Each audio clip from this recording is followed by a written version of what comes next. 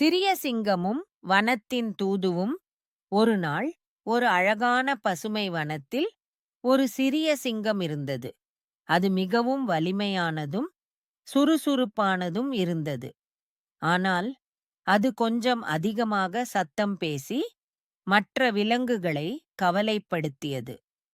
வனம் முழுக்க உள்ள விலங்குகள் அமைதியாகவும் சந்தோஷமாகவும் இருக்க விரும்பின.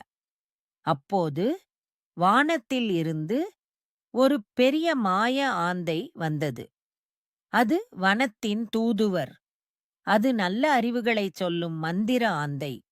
ஆந்தை சிறிய சிங்கத்தை ஒரு பெரிய பழைய மரத்தடிக்கு அழைத்தது. அங்கே அது சிங்கத்துக்கு ஒரு சிறிய பாடம் சொல்லியது. வலிமை மட்டும் போதாது, நல்ல மனசும் கருணையும் முக்கியம். அந்த வார்த்தைகள் சிங்கத்தின் உள்ளத்தைத் தொட்டன. அது யோசித்தது, நான் மற்ற விலங்குகளுடன் நண்பனாக இருக்க வேண்டும். அதற்குப் பிறகு சிங்கம் மெதுவாக மாறியது. இப்போது அது மற்ற விலங்குகளை பாதுகாப்பது, கேட்பது, உதவுவது. அனைத்து விலங்குகளும் சந்தோஷமாக வாழத் தொடங்கின. மாய ஆந்தை வானத்தில் பறந்து மறைந்தது.